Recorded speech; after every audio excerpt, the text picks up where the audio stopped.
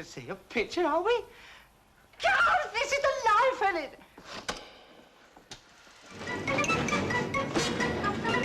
On the door! The train's going now. The train's going. It's moving. Behave! Okay!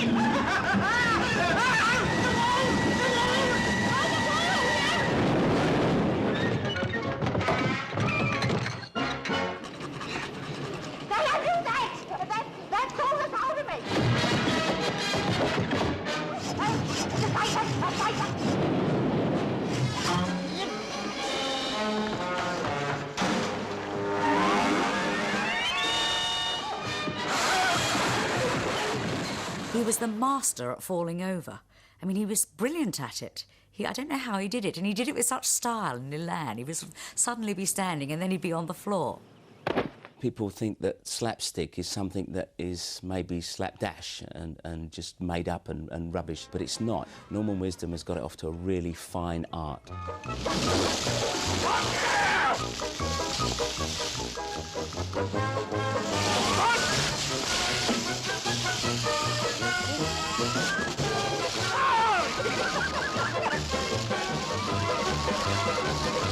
You're gonna give in?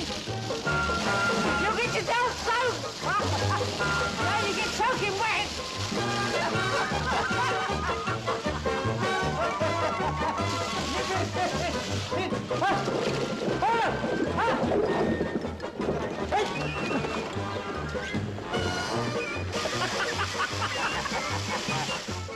Norman, before I met him, was the most popular film star in this country. I remember going to see a film of his. I got to the cinema and they were lined up right round the block of the whole cinema. There must have been about 500 or 600, maybe even more than that, people lined up 4 deep to see his latest film. You got my leather.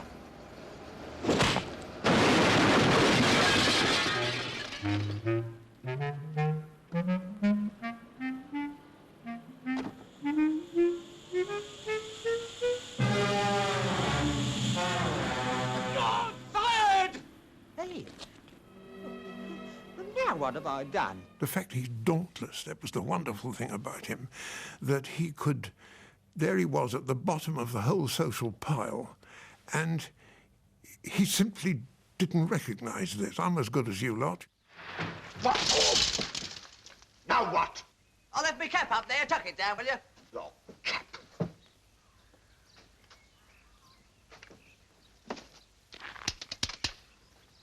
Hey, what time in the morning? I've already told you 7:30 sharp. Oh. Hey, well, get to shout about 7, eh? And keep on thinking! He was the last of the proletarian comedians, really. I think a lot of his comedy comes clearly from a very, very, very difficult childhood. And I think the way Norman personally dealt with the difficulty of his upbringing was through comedy, but the humiliation that he puts himself through on the stage, the routine with the boxing machine and so on, he wrings laughs out of his humiliation, and that comes instinctively but very deeply from his psyche, I'm sure. My parents were divorced and split up when I was 9 and my dear brother was 11. My father was a chauffeur, and when Mother left home, he was brutal. I can remember being cheeky, a little bit cheeky perhaps sometime, and he picked me up and threw me like that. And I hit the ceiling and then came down in the corner. I hit the ceiling. And then he just walked out and left me there. My mother used to come and see myself and my brother at school, and you know, after school sometimes, just come and see us, about once a month or something like that. But one Christmas day, she bought me a bicycle. It was a fairy cycle. And I went home, I was so delighted with this, oh, so excited. And my father said, what's that? I said, it's a fairy cycle, Dad. He said, where'd you get that? I said, Mum gave it to me. He grabbed it out of my hand and stumped and stumped and stumped, smashed it to bits. Unkind.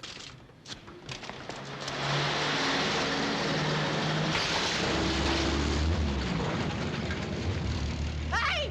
Hey, stop! Stop, stop! I got your number! JB8 025! I got it! Oh, Luke! You got it down! I got your... Hey! I got your number too! LHDR45! I got it, Luke! Hey! I got your number too! JB8 80805! JB8... Oh, JB8... When I'd left school, he opened the door, came in, just looked at me and said, "Out." And he opened the door and I went out. And I remember I walked down the steps, just in front of the door, walked down the steps and he slammed the door and I turned around and I said, "I'll never see you again, Dad." And I never did. Blooming shame. I was then sleeping rough around Victoria Station and all around there anyway. This coffee stall attendant used to push me a hot pie and a cup of Bovril every morning about 1:30, 2 o'clock. One night he said to me, "Why don't you join the army? You get into the band as a boy." Happiest days of my life. Went out on a troop ship to India. Lovely sunshine, my own bed, wonderful food, and football, cricket, swimming. I was in the 10th Royal Hussars, riding horses and learning music, but most important of all, wonderful, wonderful mates.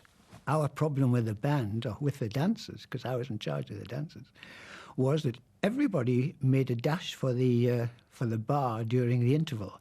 And I thought it would be rather nice if we could sort of hold the crowds back, just even for a few minutes. I asked each of the bandsmen, 6 or 7 of them, if they would do a little spot for us. When it came to Norman's turn, he said, "I can do mimes." I said, "Oh, well, let's have those." I had become the flyweight champion of the British Army in India. And I used to do shadow boxing with an imaginary opponent then, you know. And I let the imaginary opponent hit me. And all the blokes used to laugh. They called the entertainment officer in to see me, and the entertainment officer came in one day and watched me doing all that, and he said, "Wisdom, that is in the concert party." And I was in the concert party. I'm going to have a real go here. When I left the army, war was over, I went to Collins Music Hall in Islington, saw the manager there. He said, "What do you want?" I said, "I'd like to go on the stage." He said, "Oh, don't be silly. The variety theatres are closing all over the country." He said, "You don't stand a chance. Forget it." But I wouldn't listen to him. I took a room nearby, and I became that man's shadow for 3 weeks. I mean, if he was in the bar and he lifted a pint of beer to his mouth, my arm was under his elbow. Until eventually he said, "Look," he said, "if I let you go on First House on Monday and you're no good, will you promise to go away and leave me alone?" And I said, "Yes, I promise." And I went on First House Monday, and it worked. Now, don't forget, confidence, deportment, smile at the audience, make an entrance. That's right.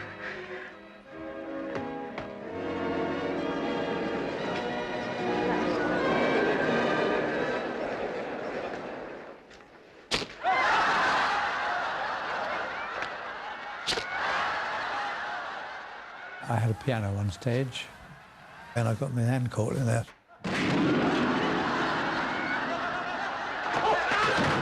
My Uncle Bernie's agency represented Norman through Billy Marsh, who was one of Bernie's partners. Billy had the greatest eye for comic talent of anybody who's ever breathed in this country or breathed show business. He was responsible for the careers of Norman Wisdom, Morecambe and Wise, Harry Worth, Bruce Forsyth. Norman was his first really great discovery, and his association with Norman, his advice, the career moves that he made, moving him from the stage to the cinema and so on, Billy was absolutely instrumental in making the right moves at the right time. Billy booked me summer season at the Spa Theatre, Scarborough. I was sharing a dressing room with a conjurer. He said to me, "Tell you what, Norman." I said, "What's that?" He said, "Well, when I invite somebody to come up from the audience to help me to do a trick, if it's you," he said, "then you come up and we can get some laughs." Ladies and gentlemen, I am going to take this gentleman's watch, and I am going to wrap it in a very ordinary piece of paper. Now then, do you know what I'm going to do with your watch? No, sir. I'm going to place it on the table, so. And I'm going to break it up into lots and lots of little pieces. There. Now, I suppose you think your watch is all smashed and broken. Oh, come now. Oh, get out of it. Go on, get out of it. You know very well it's all smashed up and broken. I saw you and everybody saw you. Put it on the table and you hit it as hard as you could. Well, that's just where you're wrong. See. There you are. Gone. Now, I suppose you would like to know where your watch really is. Oh, yes, please, sir. Follow me very closely. Now then, whose watch is this, eh? Norman's, yes. So I said, how would you like me dressed? He said, well, I don't mind, a bit scruffy perhaps.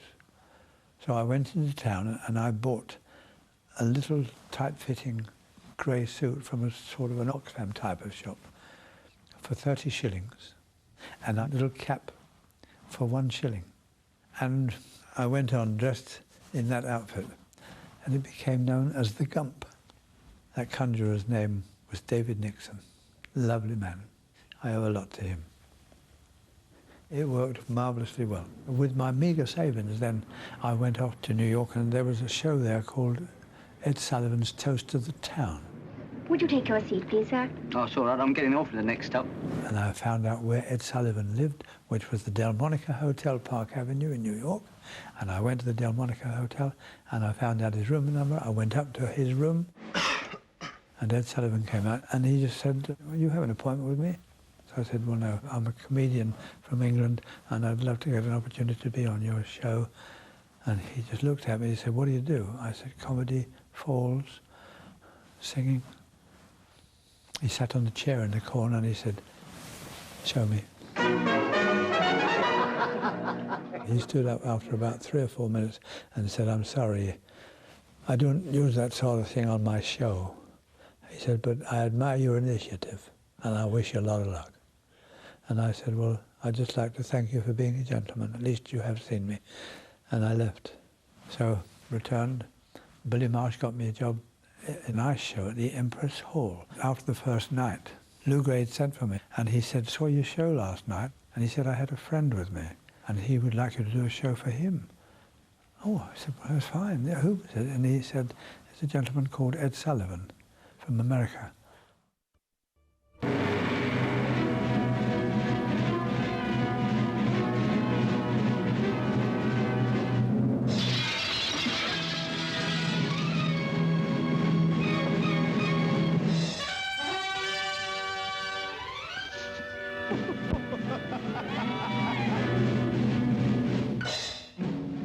Our films really kept Pinewood going for a long time. There was a thing called distributor's gross. It was pretty good if you did 85 to 90. If you topped 100, it was good. 125 was a wow. And the Stitch-in Type did 163. I mean, that's how big he was. We broke records in cinema after cinema. He was a tremendous, tremendous hit. And it's no good people saying you're playing down to the lowest common denominator. That's not true. The sheer quality of clowning went down very well.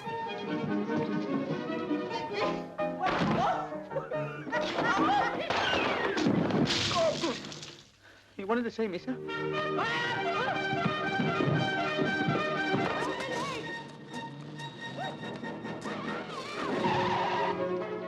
Got the jump back! Jump back!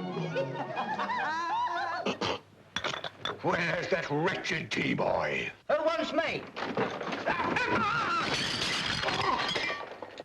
Who did that? Get out! You're fired! I used to live in Harrow, and I used to go down to South Harrow Odeon, which is now sadly a supermarket, and for 9p or 4p in the afternoon, you'd go down and watch the matinee of Norman's films, and I can hand on heart say, like every other kid in the 50s, I saw every single one of them. He was the British Laurel and Hardy rolled into one. Laurel and Hardy were fantastic, but it was all slapstick. Norman was story, acting, and slapstick. Notebook?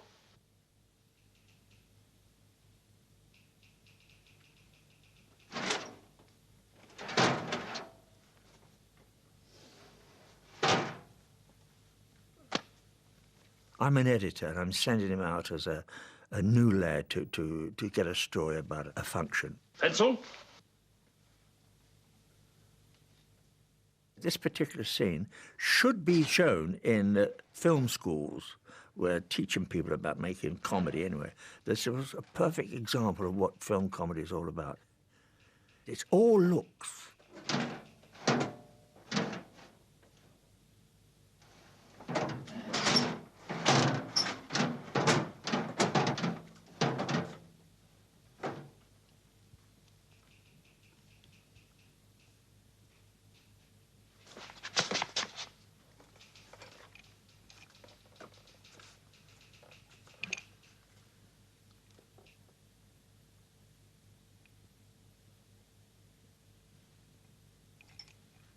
Yellow.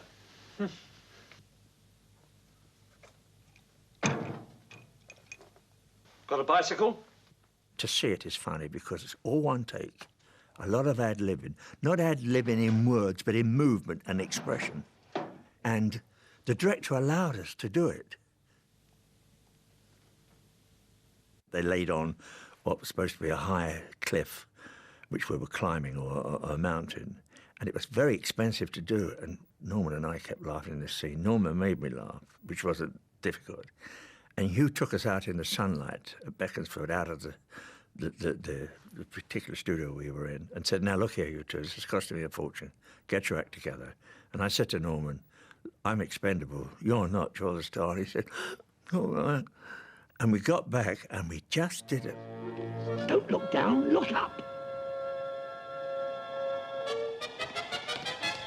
Stop! He said, go back 4 steps. How many? 4. Very well, Mr. Knowles. 1, 2, 3, 4. Now go! 1, 2, 3, 4.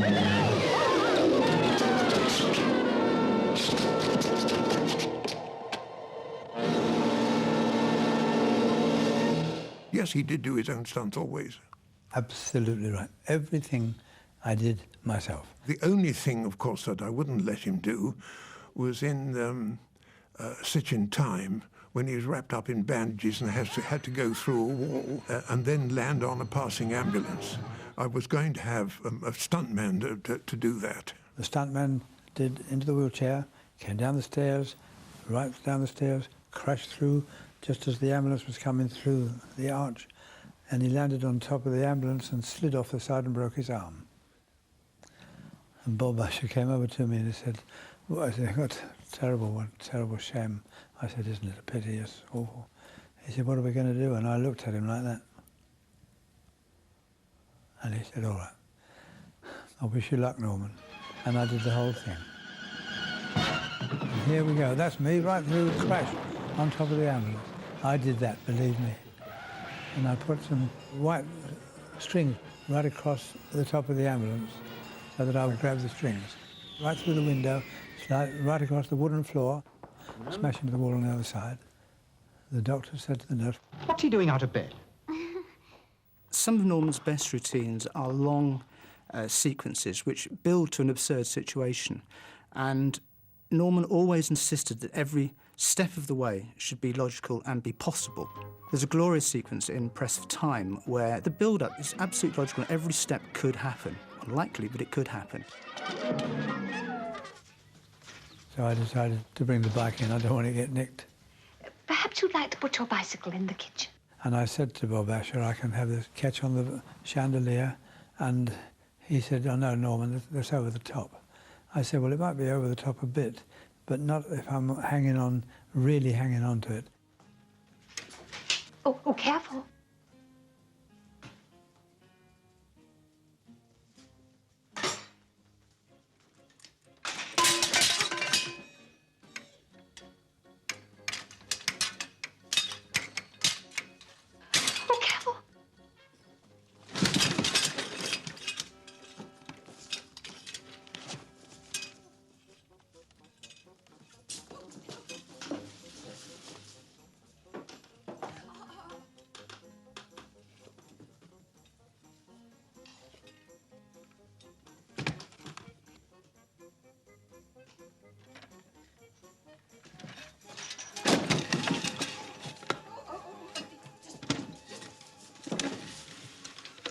There was one particular character I know.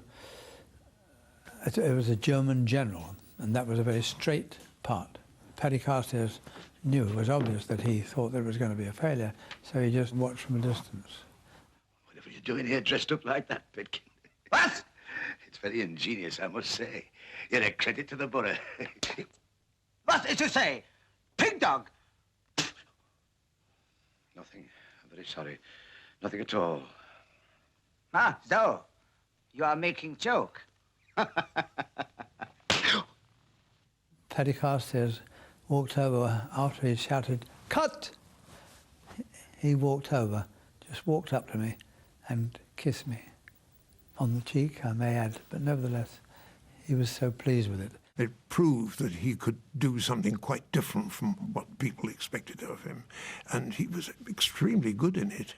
When he had to sing with Hattie Jakes, Ungeduld, Schubert song, I mean, he looked like a seal having fish thrown at him with his mouth open. But it showed really what more there could be with him.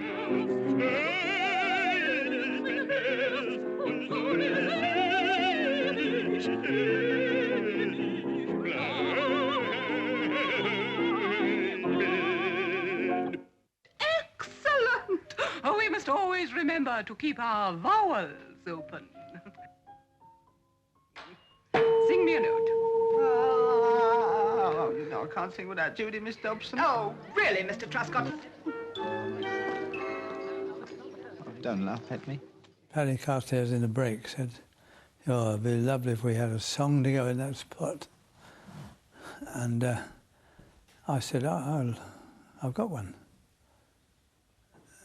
He said, "You've got one?" I said, "One that I've written."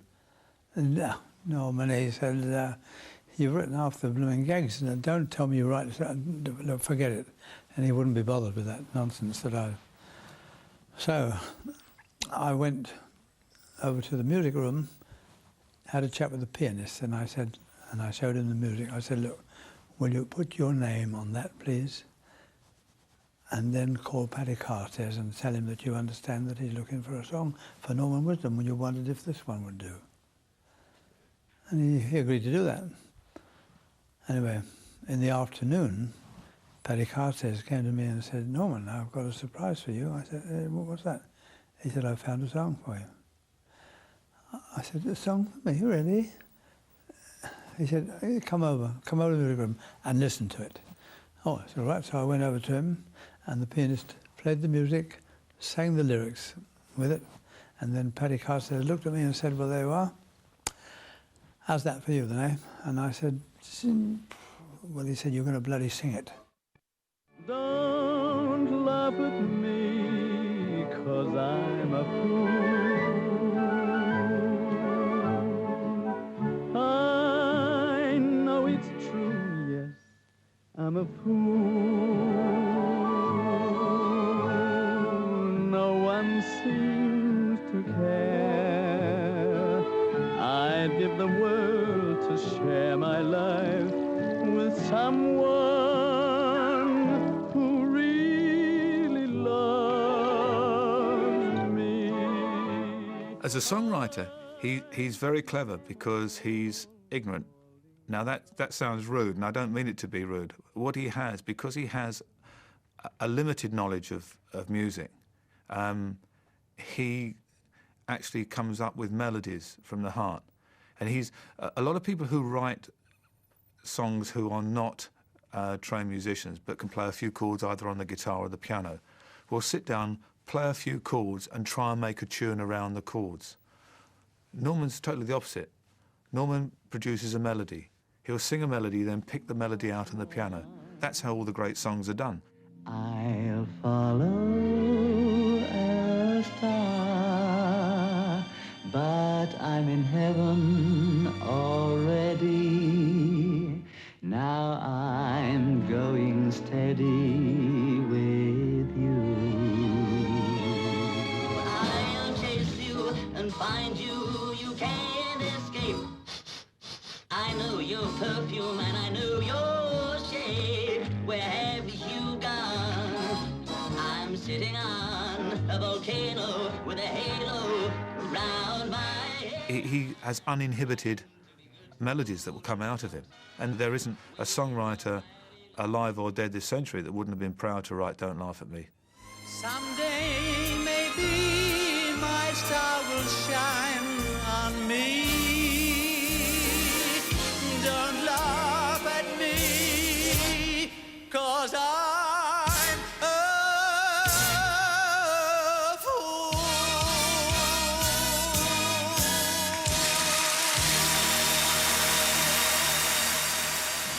I never was a hero in the forces. My gallantry began with my release. For since then I have realized my course is to fight oppression in the days of peace. Now I started with a fuss on a number 7 bus. I gave a fierce conductress tit for tat. She told the poor old dear who got a foot on at the stop, "We're full right up, there's one behind, so come on, mother, hop." His size was a help in some ways to him, but also perhaps it was his great tragedy, actually, because watching him dance, you realise he was a really good dancer, and he could have been the hero, you know, the sort of the swashbuckling, the dashing hero, but of course he couldn't because he was too small. We are really captivated with the light. He was celebrated, venerated, decorated, elevated hero. We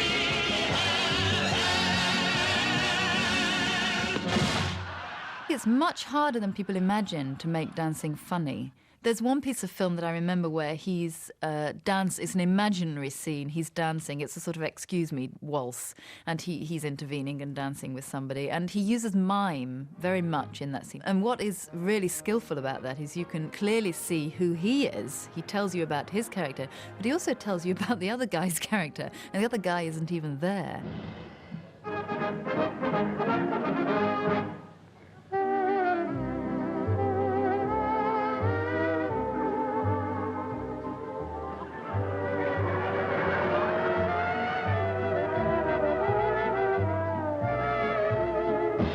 That's really very, very clever. I mean, he either knows how he's doing it or it's simply genius that he can do that.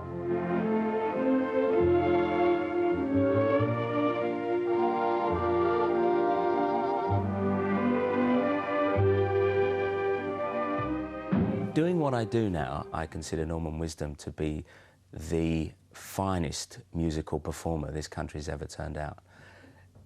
His skill as a mime artist, his ability to dance, a completely untrained man, his awareness of comedy is just second to none as far as musical theatre is concerned.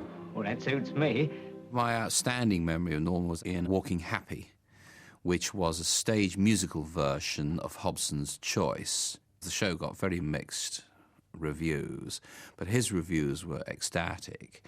And what he wrung out of the part, the physical effort he put into dancing, clog dancing on the top of a barrel, for example, brought the house down every night. And they managed to get, I think, about a year's run out of the show. The show should have closed within the first week, because you're either a hit or you close on Broadway. But Norman's personal performance transformed the show.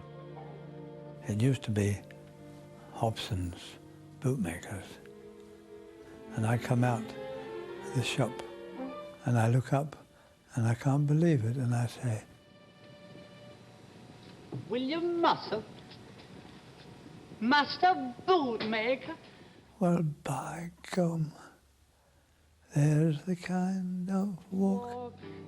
You walk when you feel like crowing. There's the kind of walk you walk when you're on your way. There's the kind of walk you walk when your pride is showing. And the kind of walk you walk when today's your day. There's the kind of walk you walk when the world's all rainbow and your heart's hopping like a puffin' jay. Good fortune's found you, chappie, and your life's a happy Valentine. Oh, when you're walking happy, don't the ruined world see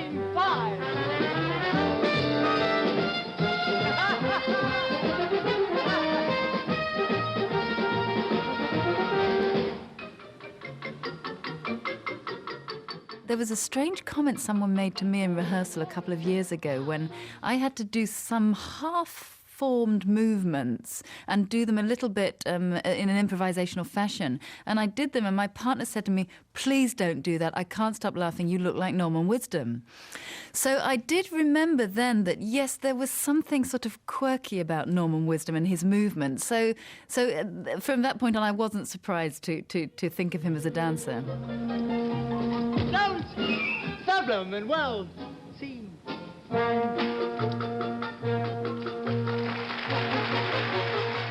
I remember on opening night, everyone was sweating for the reviews, and we came up in the lift at Sardi's, the door opened and this whole floor, the party, and everybody sort of gave him a standing ovation, a round of applause.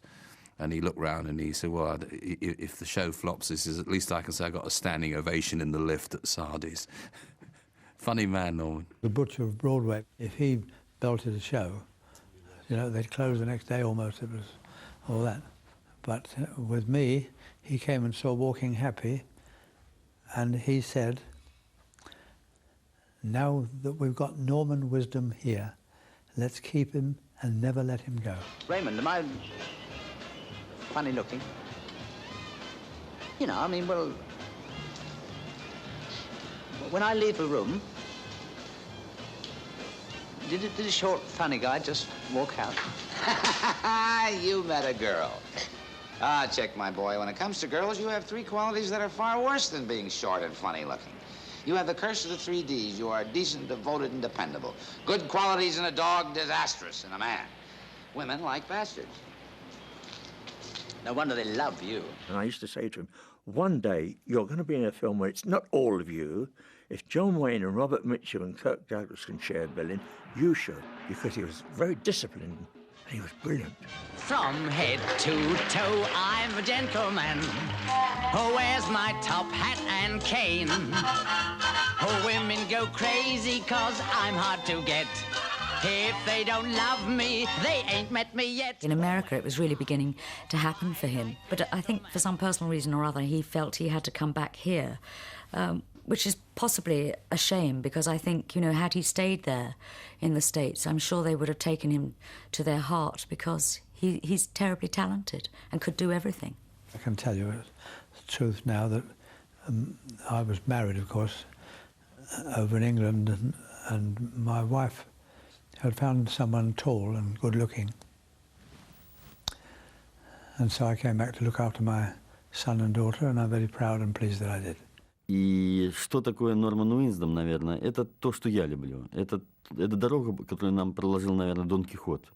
Это, значит, дорога, это трагикомедия, где и слезы, и смех, значит, существуют одновременно.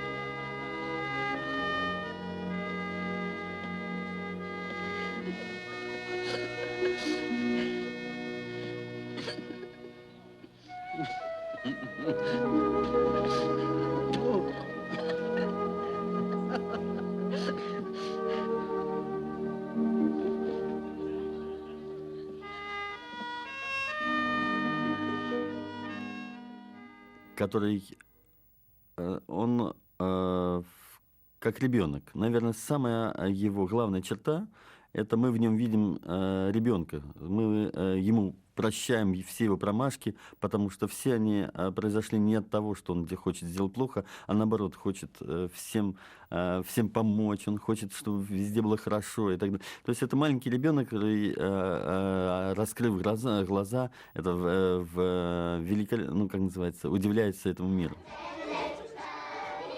Just a few months ago, these children all lived on the streets. Their surprise visitor shared the happiness and warmth of a hostel provided by Child Hope UK. But in Europe's poorest country, these are the lucky ones. Sadly, wherever you walk, it's all too easy to encounter those not so fortunate. a considerable number of young children are being forced onto the streets to beg. Thank you, Mr. Pitkin. Oh. You obviously don't realize, but you've just done something wonderful. Me? You must have a gift. Oh, no. No, I don't want anything. Me and Mr. Grimsdown, we do it for nothing. He was then invited to go to Chernobyl, where he received a wonderful accolade from the government in which they were going to open a hospice for Norman called the Norman Wisdom Hospice. He went along with Patrick Dickinson, who's his old army chub, and instead of flying out there, they decided to go overland, which took them, I think, about 4 days on a bumpety old truck. But Norman said, that's the way I want to do it. And he wanted to be part of the people. He wanted to be one of the lads, which is what he's always like. Norman went round all the wards tirelessly, day after day, cheering up the parents and the children. And we've got haunting memories of children with dead white faces and no hair. And the matron of the hospital, she was so moved that Norman should come all this way, and she'd seen him on the films and she loved him, that he should do all this for her orphanage, that she was in tears as we came away. And she said, Norman, I simply love you for all you've done for us. And I think that was the first time I'd ever seen Norman really stumped for words. This sounds so silly, this, but I used to just leave over a child of 5 or 6 or 7, let them go.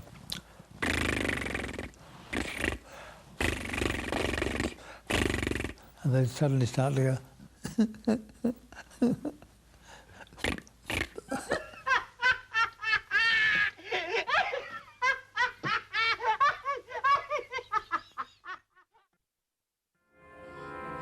I asked him. And? Not too good. It never is. What am I going to do? Complain. Moan like the rest of us. How long have you got? They didn't say. But my guess is 6 weeks, maybe 7. Give me 6. I've got to have longer. Got to have more. Could be 5 weeks, maybe 4. Why me? Why any of us?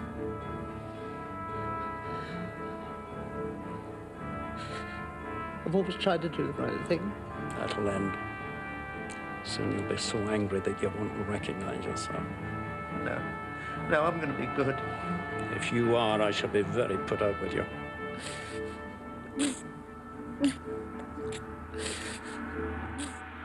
No, I'm not drawing on my past experiences. No, I'm drawing on the actual story. I am the person who is ill in bed. It's easy. Can I get you anything? Pea soup. No, for the pain, I mean. Pea soup. Big bowl of it.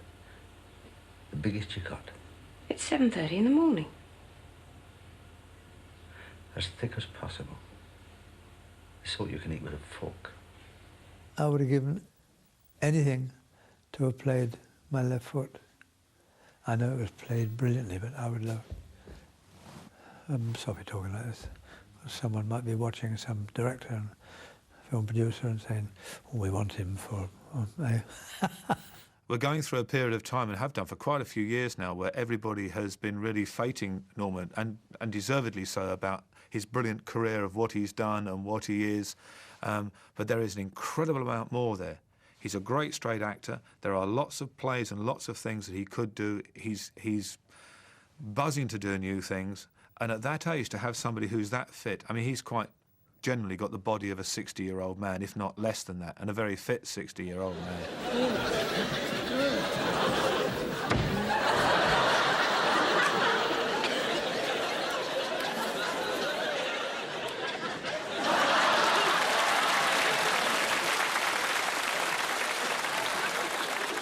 With Norman Wisdom, there is always a surprise.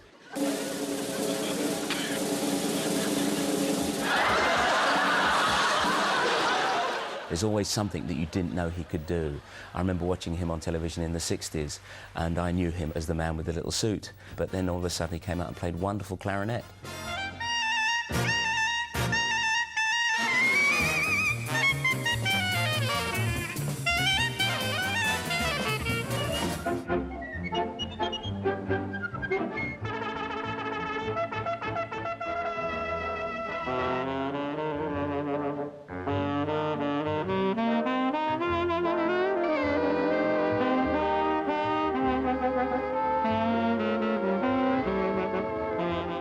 Nobody works harder than Norman. He's a perfectionist. When you work with him, you have to do everything on the nose. Every inflection of the voice has to be exactly right. Every turn of the head, moving over to here, has to be 3 paces, and then you stop, and then you look, and then you say the line.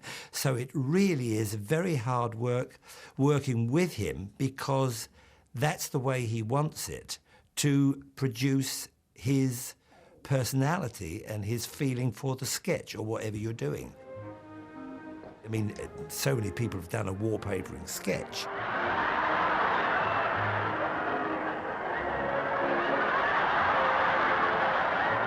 But it was the little bits that he put into it that made it such a masterpiece, really.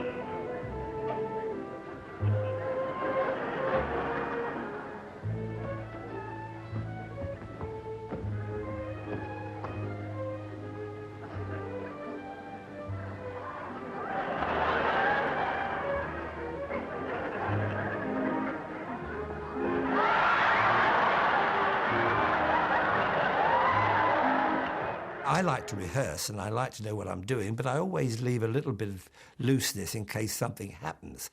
But with Norman in a sketch, you daren't ad-lib. The only occasion I can remember is when we did the wallpapering sketch.